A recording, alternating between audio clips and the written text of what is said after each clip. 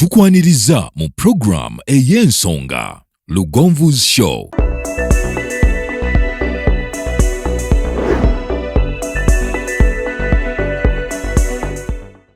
Africa yonna tuwuliriza Lugonvu Show.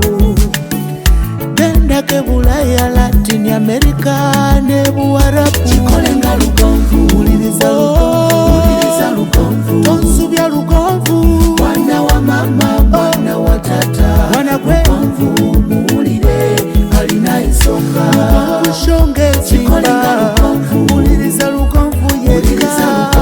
Walabya Lugonvu, mwana wa mama, mwana wa tata. Lugonvu muwulire alina ensonga.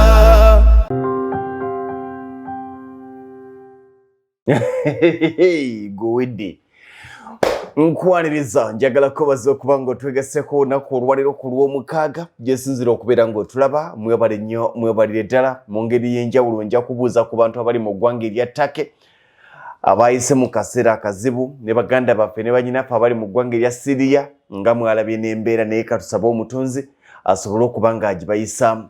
Nategeddeko nti omuwendo gukunukkiriza 2,25,000 abakafiira mu mutenza ggulo yakubye eggwanga erya Butuluki n'eggwanga erya Turkey, ate ng'okimanyi bulungi nti agamu ku mawanga okuli bannayuganda abalaba Lugonvu's Show n'abagenda okukolerayo kwe kuli eggwanga erya Turkey. N'olwekyo kibeera kitukwatako butereevu nnyo okubasabira, okubasaasira n'okubagumya olw'embeera gye muyitamu. Nze Ssentongo Frederick Lugonvu, tubeera ne bannaffe aba Hillview Primary School Matanga. Tugamba nti oba oyagala okumanya essomero mw'ogenda okutwala omwana wo agenda kuba ng'atambulira mu mbeera ennungi, obulamu obweyagaza, omusingi omulungi, mutwale ku Hillview Primary School Matanga. Abagamba nti we are the ambassadors. Essomero lya primary ate nga lya kisulo kyokka. Ebisale bisoboka buli muzadde, n'olwekyo twalayo omwana wo tojja kubanga bw'ogisa. Ogenda kulisanga Masaka City wali e Matanga ku luguudo oluva e Kampala okudda e Masaka, liri kilomita 5 zokka bw'oba ng'ova e Masaka odda Kampala. Bw'oba ng'ova Kampala odda Masaka, oluba okuyita mu Lukaya, omanya nti obeera onaatera okulituukako. Weeyingirira Masaka City bayitawo Matanga, awo wennyini liri awo kilomita 1 yokka, tewera na kuwera okuva ku kolansi ye Hillview Primary School Matanga. Twalayo omwana wo tojja kubanga wejuse. Namba y'essimu weeri awo wansi eya 0752 649 742 0752 649 ye Hillview Primary School Matanga gye nsobola okuba nga oba oli awo nkulagirira. Buli lwa mukaaga tubeera ne nannyini kitone. Ojja kunkubya emigo baana kitone. Abantu babeereeyo ne boogera bye boogedde, ne bagamba musawo yasomera wa. Abamu baga naye njagala kutuukako mutunuulire mu maaso bwe nti naye antunuulire nga siina wannuma, naye nga mutunuulire butunuulizi bwe nti male ntambule ngende nga nti yoono. Oli otya gwe siri nnyo muntu wa kyenvu naye onyiriridde kayero. Wow. Ate katukono tukoze bulungi nnyo. Otuwadde ka people power. Otumwa people ati saawa eyakabwezikira. Nakugamba yali nnyonnyonyi. Mukama. Ogerako obugizi bw'otu tugamba Lugonvu high. Zezo zobayita smartphones. Sitika busirisi. Osobola giringizaako bwe nekulaga nti have a missed call. Wangi. Olayi waffe. Naye mukama. Ate bantu basiima omulimu. Nakugamba kati twava nakusuubiza shewedde nti. Kudda kakiri mulala. Naye omwami ye yatereera. Yakkakkana bulungi n'ategeera. Naye famire ezo manyi nti zinyuma. Omwami mugagga, omukyala mugagga. Omwami byakola bitambula, omukyala byakola bitambula. Abaana baabwe basoma bulungi. Olina lino erito naye amazima lye ligenda n'okusikeera. Etto lino kabejja. Sooka obuuza abantu, nababuuza. Abalayi baffe ze ndi musanyufu lwenzija wano beera mu moodu eyo.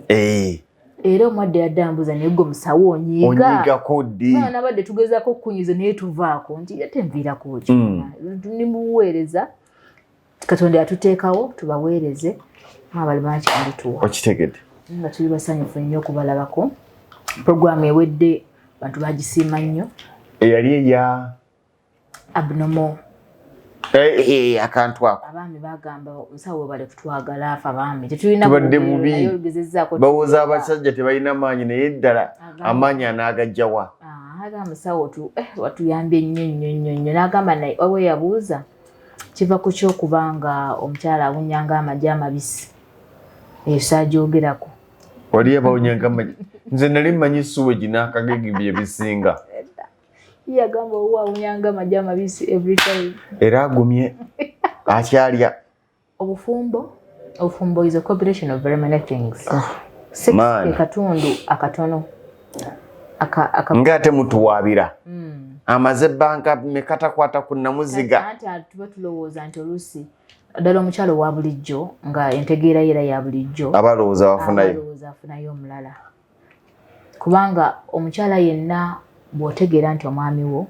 ayinza obba afunayo omulala kyewali sosokola omukyala sooka weebuuze lwaki yandekawo biki byesituukiriza ojja kufumba omukyala nga tannaba kuyomba nti bba wange yakwanye sooka weebuuze gaapu ki gye mbadde nkola ogenda okwetegereza abakyala abasinga ono omukyala takyagololera mwami we takyafumbira mwami we takyamuwa kitiibwa oyo omukyala agamba nze omwami nfukamirira waaki okufukamira si kalecha ya buli muntu naye kabonera akalaga nti omuntu amuwa ekitiibwa nze mmanyi ekikumira omwami mu bufumbo muwa kitiibwa kubanga ayagala aboggole oba wasoma oba gwe wandega imaging center olina ebyuma byankanawa bw'aboggola ofukamire ogambe nsala konsonyiwa kati waliwo agamba ogw'omulembe gwaggwawo naye kintu kyakudibya ogw'omulembe gwaggwawo omanyi abasinga ogamba emirembe gyaggwawo si bafumbo bwalema naye oba ng'oli mufumbo obudde bwonna omusajja bajja kuvaako ajja kufuna oli abimukola ajja kufuna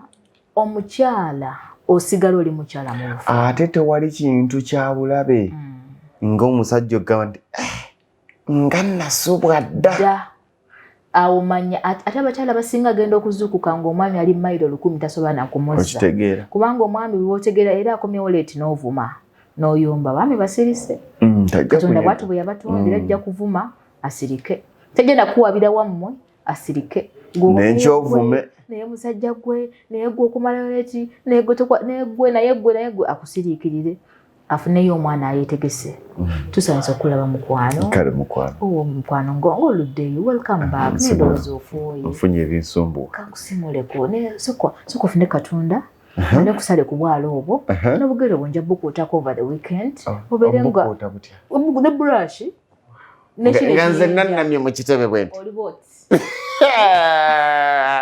musajja wawo muzadde nga nze tebabinkola gwe ng'olannamye kambukuuteko mutuzi otwokyawo obugere akatawulo kasooke mbusookinge bubugumemukaawo omala obujjamu n'obusitula n'obuzza wali kati nywa kacaayi akalimu enniimu oyenda kubunyeebwa centimeters per second ekolesa zeeyongere kati gwe n'ogenda oleekaana nti ow'omukwano tadda nga yafuna abakola ebituufu eno nzirayo okukolayo ki actually zina okudda ng'akuyamba buyambi eza kulaba ku baana ewatuuka mu buliri agamba singa tannyeega kigambo wallayi naye ng'obuzibu buvuddewa butafaayo era nze ngamba nnyo omukyala no suspecting anything yongera mulyanyi omukyala oyomba nnyo nga tolina kyogattako n'obeera ng'ogamba sente agenze ziwa balala but gwe nga gwe omukyala gwe alina okwekoma n'ogamba omwami kulikayo mukwano n'oba akomyewo nga alina kyava okukola eri guilty yeewombeka yekka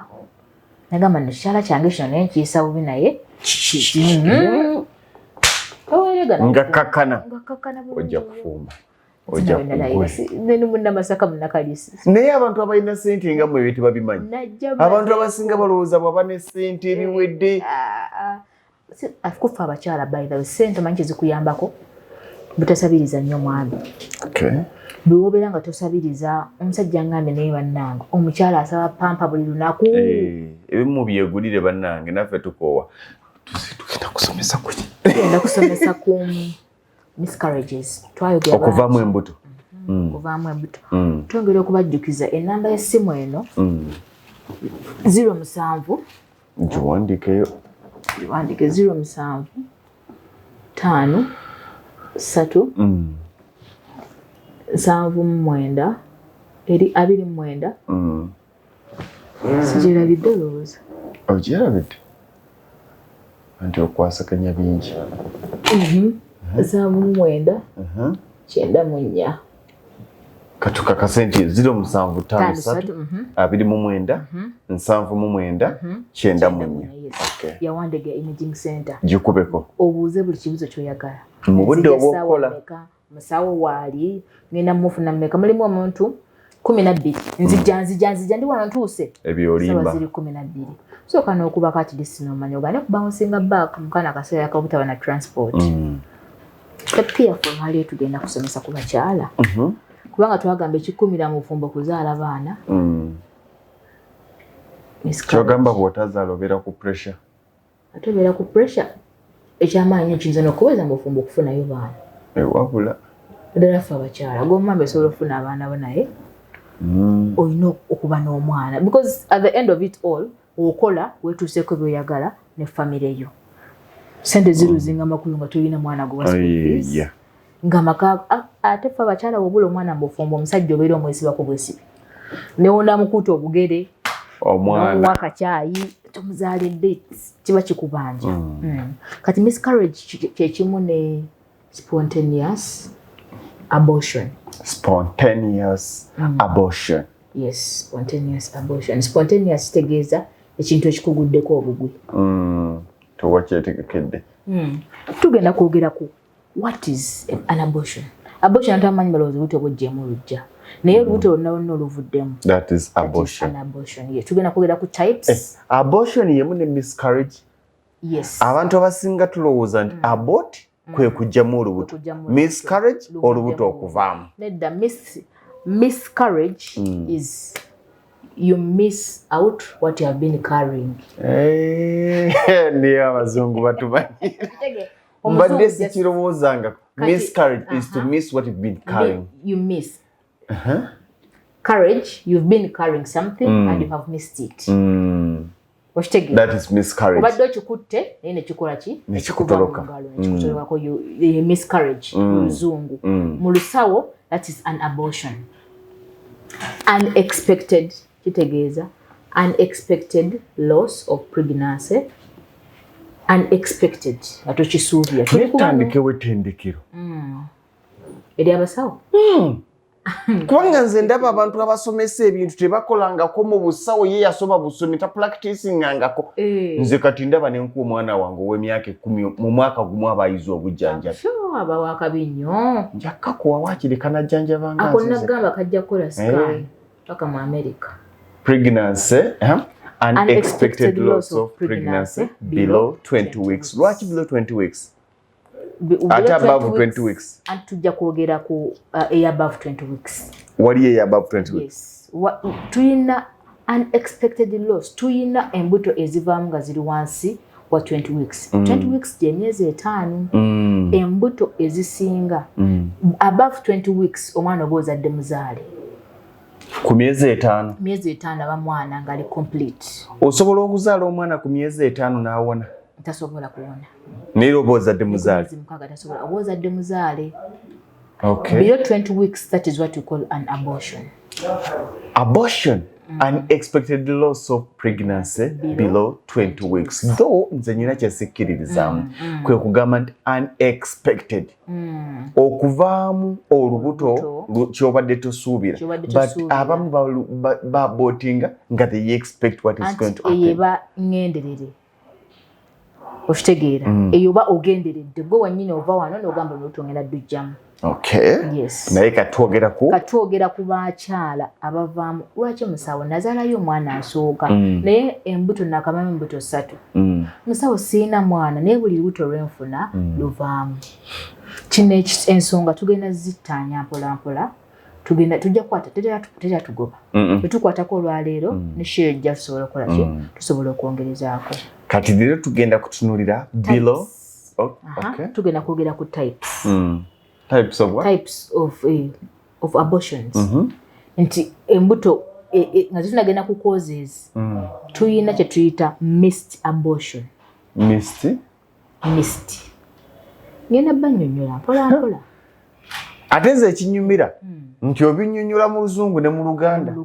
Mist kwe kubanga obadde ositudde omwana naye tugenda okukebera ku scan nga there is no fetal heart. Ng'omutima tegukyakuba. Ng'omwana afiiridde munda.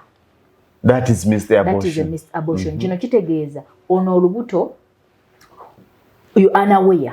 Oyinza n'okuba gwe oli awo olowooza ndi pregnant naye ng'omwana already heartbeat yasirise. Oba oli awo n'ofunayo ka sporting. Akasaayi. Jika twagamba omukyala yenna w'oba pregnant. Kuba nayisoose ne mbalaga engeri olubuto gye lujjamu. Tolaba nga kisingako. Tebalumanyi. As usual, tugenda kukuba system. Country second. Aho wenyini ng'otukubira system. Katuwumulemu katini. Tugenda okudda nga tutandikira ku system y'olubuto n'okutunnyonnyola ebika bya abortion. Olwaleero tugenda kutunulira ku unexpected loss of pregnancy below 20 weeks. Katujje. Kyemukola kyamaanyi, mwebale nnyo, mwebalire ddala. High energy electricals abakuwera bakafulu mu masannyalaze wabula nga gano ga njuba naga hydro ate awe basinga okwegiriisa layira abali wane nansana bano Nansana Business Center bali ku simu 07 83 75 52 2. Essimu eyo bw'ogikuba totumira tolamusa gamba nti bebamwe ba high energy electricals bakafulu mu maanyi ga hydro mu masannyalaze ga hydro n'ag'enjuba bajja kuga nti otuuse ebinaddirira gw'onoomanya. Mwebale nnyo, mwebalire ddala. Lwengo General Hardware abasangibwa e Katende Namutamala ku lw'e Masaka kilomita 3 zokka okuva mu tawuni y'e Katende ku Kidde Nakawuka. Ate nga balina enteekateeka ennungi kuba mufuna mpola oggulawo account n'osasula mpola ebintu byo ogenda okumaliriza ng'ebintu byo bifuna omulundi gumu. Osobola okubafuna ku ssimu 0700 636 337 oba 0760 585 228. Lwengo General Hardware ku lw'ebizimbisibwa eby'omulembe.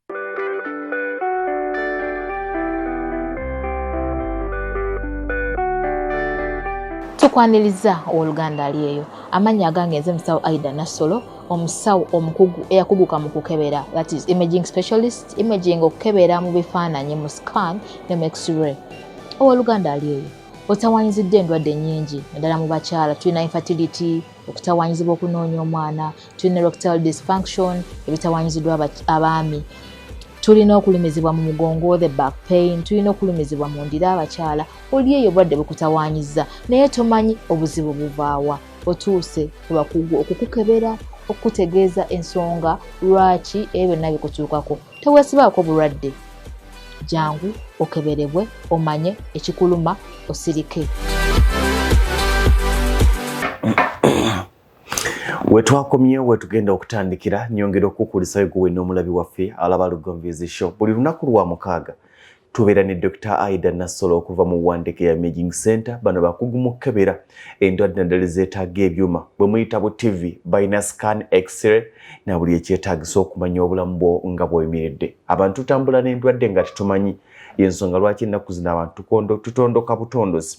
Obeera oli awo ogenda okulaba ng'ogudde wali n'obuuza nti ki ekibaddewo naye oluusi nga tewafaayo ku bulamu bwo.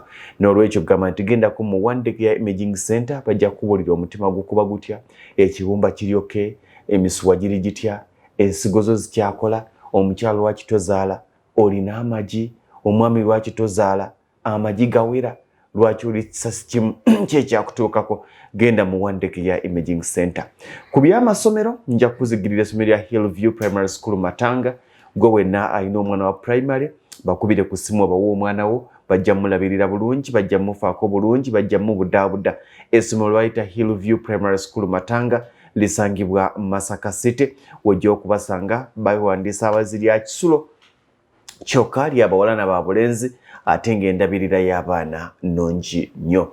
Twagenza okuwumulamu nga tuli ku abortion, okuvaamu olubuto singa oluggyemu gwe kennyini naye ng'olubuto luvuddemu nga terunnaweza myezi terunnaweza wiiki 2 batugambye gy'emyezi 5 okudda wansi.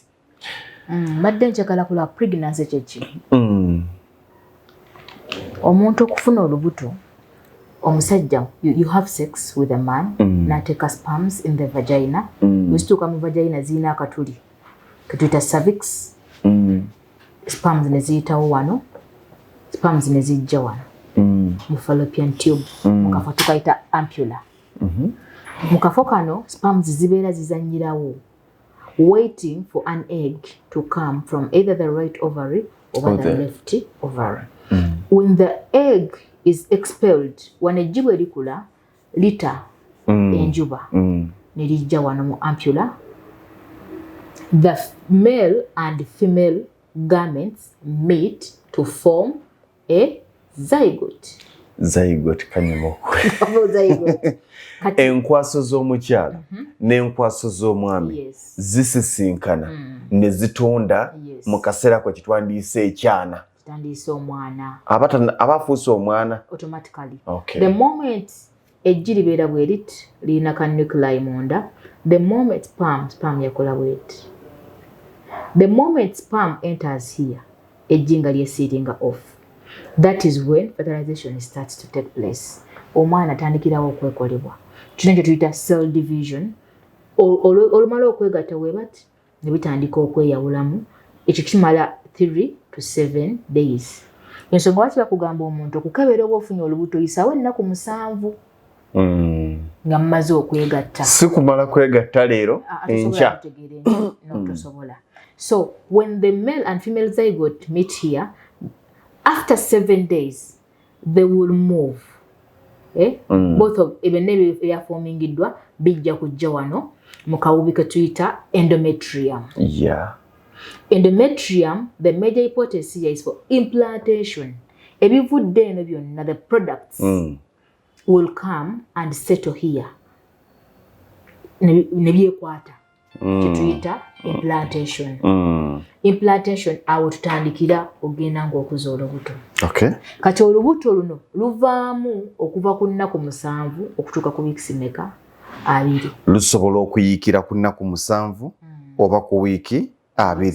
Kati ffe kye tugenda okutunuulira biki ebivaako olubuto okuvaamu wakati w'ebbanga era ebizibu ebyo bibeera ku endometrium n'abaana, bibeera ku mumwa gwa n'abaana, ebizibu biba ku nkwaso ezo. Tuba tukoze eki? Yes. Kati tugamba missed abortion kwe kubanga the male and female zygote met ne bigenda ne bikola omwana. Then fe wano ku scan tutandika okulaba omwana ng'ali ku weeks at 4 weeks. 4 weeks n'abaana eno wano mu endometrium mubeeramu kye tuyita gestation sac, ekisawo ekisitula omwana. Ku 5 weeks ne wajja omwana mwaliira tukayita yoko sac. Kyekikulaga nti this is a developing embryo, ono omwana ali mu nkula. Kyova olaba omuntu agamba singa aweza wiiki 5 nga temulengera yoko sac aba talya. It is a failing pregnancy. Olubuto lugenda kugaana. Tuyingidde omwezi gumu, tuyingidde weeks 5 talina ka yoko sac. Kati ku weeks 6 at 6 weeks the embryo forms. Omwana yennyini aba atandise okukolebwa ku mwezi gumu ne wiiki 2. Kati ku weeks 7 the heart. Ku weeks 7 tulina cardiac activity. Era wano ku scan tuba tugiraba omutima gw'omwana gukuba. Era akaana wano ku scan kakulaga nti okalengera akatima. Awo essanyu ly'omukazi we libeera naddala ng'omusajja bw'omugamba nti oli lubuto teyalwegaana. Gamba akatima okalaba. The cardiac activity has formed at 8 weeks. At 7.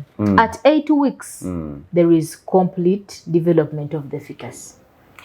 Ku myezi 2 omwana aba aforminze, buli kimu kiba kiforminze. Oba osobola omulaba ku scan. Ku scan omulaba omutima, n'otugulu, n'omutwe, akalago, akagongo, kakasamba n'osamba bwe kati ine musinyange nkali mbulinamu bungi obwo bambi ku weeks 8 ekitegeeza ku weeks omanya ddi nti omwana ono omulenzi oba muwala ku myezi 5 weeks 8 myezi 2 weeks 8 omwana atondeddwa sex already kweri but it is you cannot visualize it very well yes kati missed abortion kwe kubanga omwana yafomize kyembuuzaayo kati kiringa kya busiru naye nga kya bugezi we mugambira nti mwana mulenzi oba muwala muba mu sikaani yammwe mulabye ebitundu bye ebyekyama oba mulina kumusinziira era bulungi nnyo ku weeks ku myezi 4 myezi 5 tesitakoze omulenzi oba oziraba ne penisi yaako noga nti kano kajja kubamba gubagu nze neewaayo misitali gw'omusoogerangako sex etali ntuufu kubanga kiyinza okuttira akatale kankala wano making sure nokugamba penisi ogiraba abakyala gikwata ekifaananyi era nze nalikolanga etteeka kasita sex njikulaga we nti pa nga njiprintinga ku bifaananyi byofuna sex yeebeerako ogane kumpayiza nti bagamba sex etali ntuufu ebyo bifaananyi tubifulumya ng'obujulizi ku byobeera olabye kakati tubadde ku yes kati tubadde at 8 weeks singa ojja mu scan abasinga obungi ajja ng'afunye sporting nga ennika ereesa olusaayisaayi naye ate ng'ali lubuto nga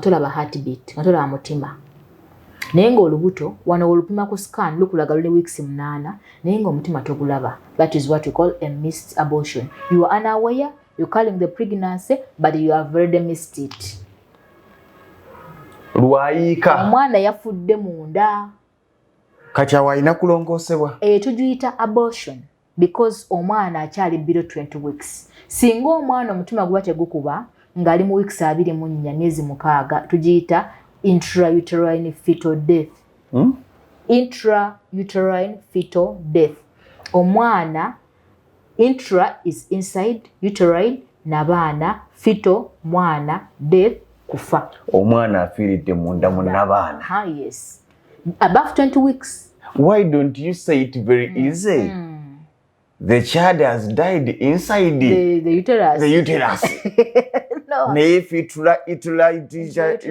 death anti kyekikwawula bulijjo kati missed abortion nti ojja kubeerayo nga tolina bubonero yensonga lwaki bantu bagamba bw'ofuna olubuto bwoti kikyo weetaaga okufuna omusawo because ojja genda okujja mu scan nga n'omwana yavunda because omwana asobola okufa lwakuba kati wano afiiridde ku weeks 7-8 tasobola kubeeramu aba avaako buvi ayiika buyisi yes kati there is what we call a complete abortion tumaze missed bagitegedde bulungi complete wetugenda osembera ku causes tujja zibawa lulala causes tugenda olwakadde tugenda zibawa tujja kwongera okuzittaanyako because causes nazo nga tuzibanyonyedde there's what we call complete abortion complete abortion is the complete expelling of the fetus nogenda okera kumakya obadde pregnant nga wa bleedinze buli kimu nekifuluma ogenda okebera mu scan ogamba the uterus appears normal the endometrium is thin no contents noted tewali kirimu omukyala gamba mbadde lubuto nga ne HCG ey'omusulo mugikebera ngikyali positive naye nga the uterus is empty you expelled everything byeraga nti bwe bakebera olubuto mu musulo omweruli mu sikaani teruliimu aba ya bleedinga n'avaamu omusaayi lwonna ne luyiika. That is what it is confirmed by scan. This was a complete abortion. Kubanga osobola okufuna bleeding ng'oli lubuto naye omwana n'asigalamu. Okiraba? Yes, kati eyo complete abortion. Awo gye tuyita inevitable abortion. Teyeewalika. Inevitable wano kibeera omumwa gwa nnabaana gwegudde. The cervix is open naye omwana akyalimu. Okitegeera omumwa gwa nnabaana gukulaga toyina bw'ogenda kustopinga mwana n'okufuluma. It is inevitable. Okay. Kati wano ojja kasita omumwa gwa nnabaana gweggula. Ojja kuscan ne nkugamba the gestation sac is seen in the lower uterine segment. However, the cervix is open. Wano omumwa gweggudde gulinze bino bifulume.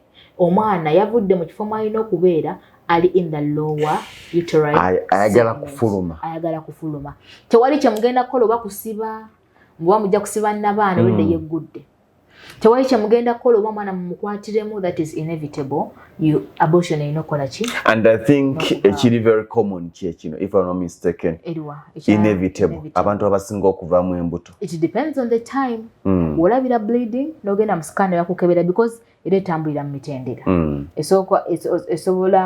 esobola okusooka mu threatened kati gyembadde ngenda okuddako threatened abortion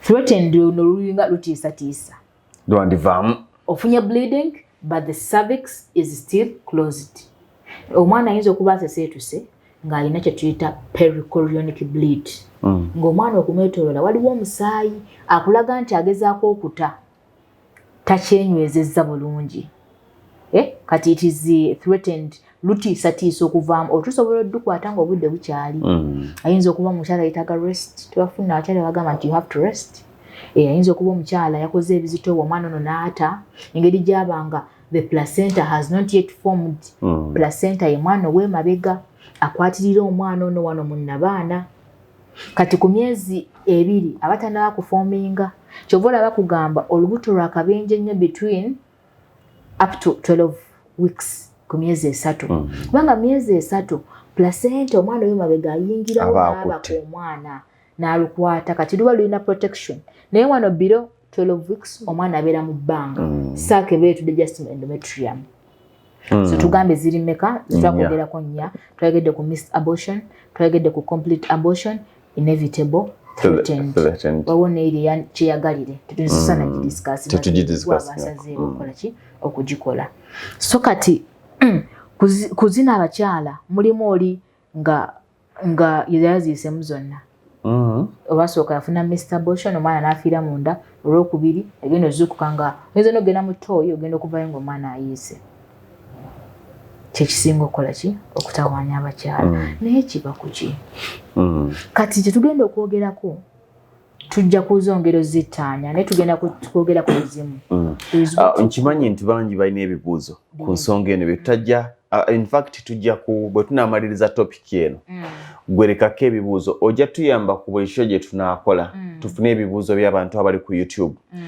tujja kubiddamu musawo oyinza okuba nga olina kyotategedde oba nga nze kyali bwekiti lekako ekibuuzo ekirala oba nga olina kyeweebuuza nga bwe tugenda tusobola okuleka message ku YouTube n'oweerezaako message ku sheno yennyini tujja giraba wabula singa oba nga olinaku obuzeemu essimu ya musawo yagituwadde eya 0753 29 799 94 0753 29 799 94 tukomye obugayaavu obeera gayaza obeera mutundwe obeera munyonyo ogamba musawo mbadde nsaba ompeeyo akadde nkunnyonnyole mugambe musawo mbadde nsaba appointment yonzije situka ogende ku ddwaliro onnyonnyole ekikuluma nga ne musawo wali okusinga ku simu omugamba mpaayo akadde akadde nkakuwadde naye ate waliwo baklayant abasatu balowoozaako abalyewiro baatudde dda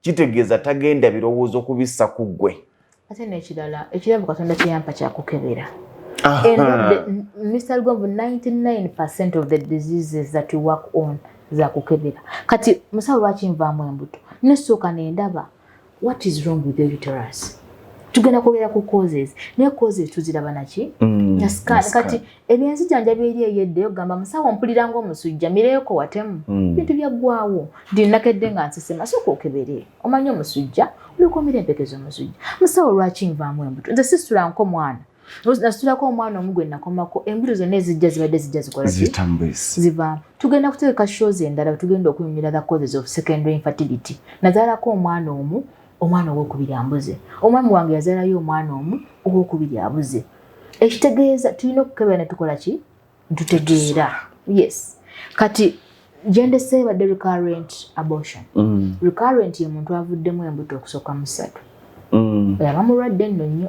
you need medical attention todda kutuula butuuzi abamu basanga agenze wajjajja nakakandi agenze mu busabosabo obwo buliyo ku kyalo bandoga nvaamu embuto ogenda omukebera nga the causes kwatudde mpitirivu zaalina ezivaako ekyo ezivaako one of the major causes ngenda kwogera ku cause gye ngenda okunyonyola gye tuyita embryonic pregnancy naye waliwo infections waliwo improper implantation omwana ono n'ateekwata bulungi muki nga gwe nabaana endometrium omwana we tasobola kwekwata omwana wano byekola bulungi n'ofuna olubuto naye olutuuka wano nga luyitawo incompetent cervix ng'omuma gwa nabaana guno munafu teguwanirira kuwanirira mwana. There are very many causes naye nzikiriza tumalirize ne kye tuyita embryonic pregnancy because kyeki kyasinze ambuto zivaamu bubi era agenda okukera ku makya ng'olubuto luyiise tategedde na lwaki kanji nnyonyola embryonic pregnancy ate abakyala baali bagirabyeko bangi nze kyemmanyi tugiyita not un an embryonic pregnancy mu lusawo bagiwa erinnya tugiyita blighted ovum.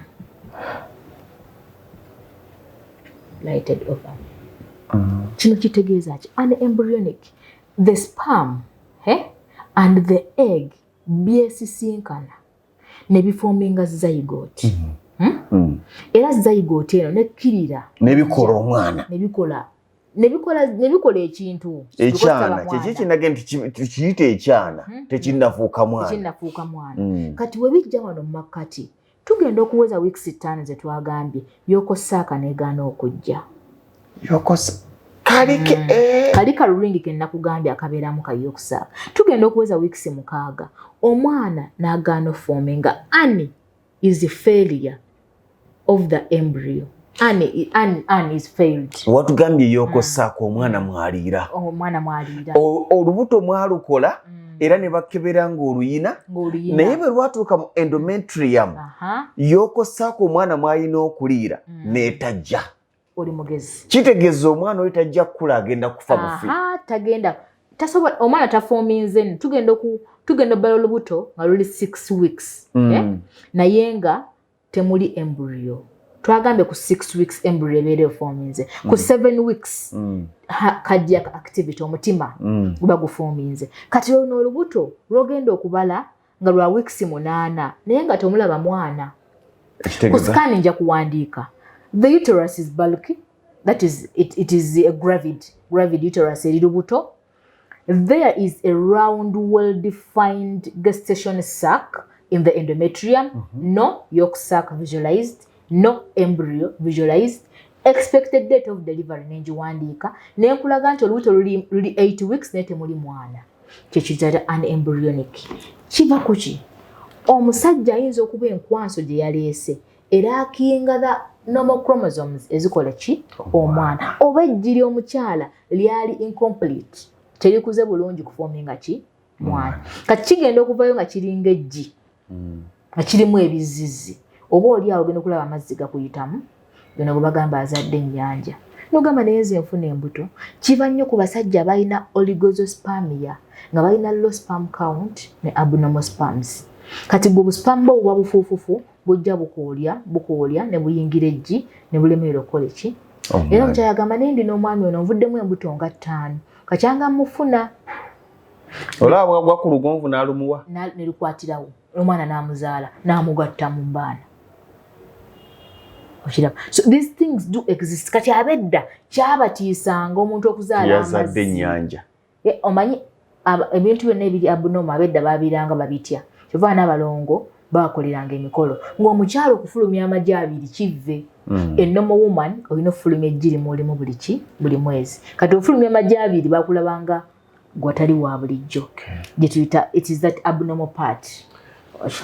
Kyenjagala okubuuza nga tumaliriza kino an embryonic pregnancy. It is one of the causes of singa omwana ono asobola okukula naye ng'ali bwatyo paka ku myezi 8 tasobola because kugambe the embryo has not formed kitegeeza ayiika mukebera olubuto nga lwa weeks ebiseera ebisinga nze nkukebera nendulaba ku weeks 8 nkugamba era mpandika conclusion this is a blighted ovum is an embryonic pregnancy. However omukyala tasobola kukkiririzaawo naye n'omugamba luleke lujja kwejjamu lwejjamu kyembadde mbuuza nti lwejjamu lwokko baba wakulongoosa anti mulimu olulemeramu ng'omwana taliimu terukula naye ne lutejjamu luweze emyezi ng'esatu naye ng'omwana yatafominze naye ng'oli awo olina bu bleeding olumizibwa omugongo olumizibwa mu ndira kati olwo balugjamu bujja is what we call a manual evacuation ne balu evacuating ne balugjamu naye omuntu okukkiriza nti olubuto omwana tafominze kiba kizibu jjukira gwalabye si yalabye alina okuba nga gwakebera gwe gwawadde ekitiibwa era omuntu ayinza okutambula n'ava Wandegeya n'agenda Kampala n'agenda Mengo n'agenda wa kati wanaakebera singa oba wakebedde bifo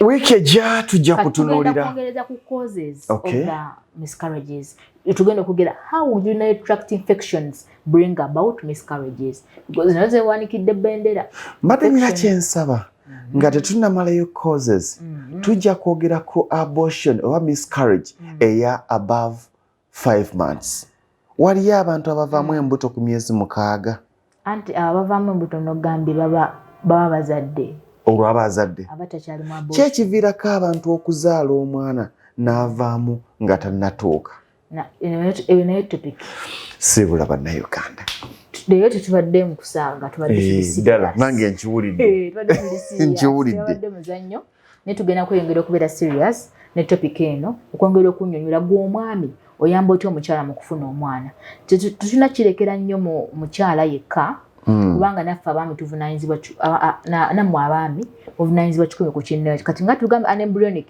abaami be basinga ogireeta omukyala n'avaamu embuto nga obuzibu buva kuki ku mwami kati obuddako tugenda kwogera infection zino ezitawaanya omwami n'omukyala zituuka zitya okubanga embuto ezigendamu zivaamu tugenda kukyogera nabaana ennafu eva kuki why should you have an incompetent cervix mulimu uterine abnormalities omuntu ng'alina nabaana 2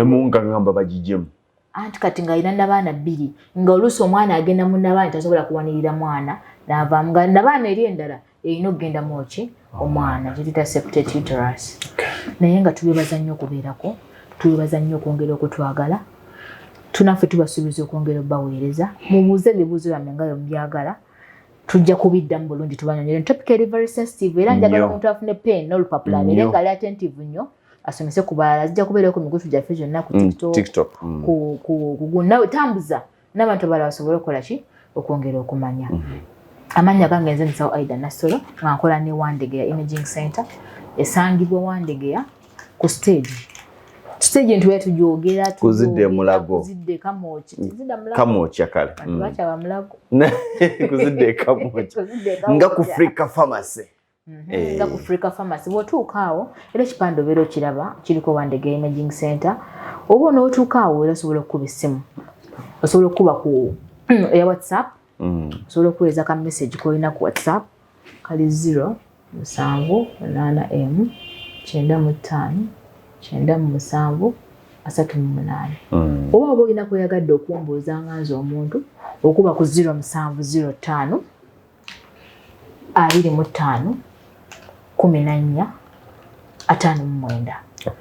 Nina ebibuuzo bingi nina abantu ebabuuza buli naye tunagenda mu bibuuzo mbadde sijja somesa tujja genda tubireeta mpola mpola ala yaffe basobola okusimu bale kubaako tubagala nnyo mweraba webale nnyo Dr. Aida Nassolo olw'okutufiisizangayo akadde nojja ate abantu nzikiriza okuba nti bingi ensobi ze tukola bingi bye tuba tumanyi ne tweraguza ne tukola ki mwajja wange nzijamu embuto naye nga mwali mu kukwasa olubuto bwe tunamanya ebintu nga bino bijja kutuyamba Wandegeya Imaging Center simanyi oba Dr. Nassolo nategekerayo musomo buli alina ekibuuzo najja kubanga batunaga nti ki tujja kulaba mu maaso eyo kubanga Wandegeya Imaging Center tuli mu celebration ya kuweza emyaka 5 nga tuli mu buweereza n'olwekyo ebintu nga bino ebintu nga bino tujja kubyetaaga tujja kufuna omusomo mu myaka 5 egya Wandegeya Imaging Center tusisinkane Dr. Aida Nassolo atunnyonnyole ebintu ebinjawulo buli ekibuuzo kyalina nze nja kubeera nga kirasi monitor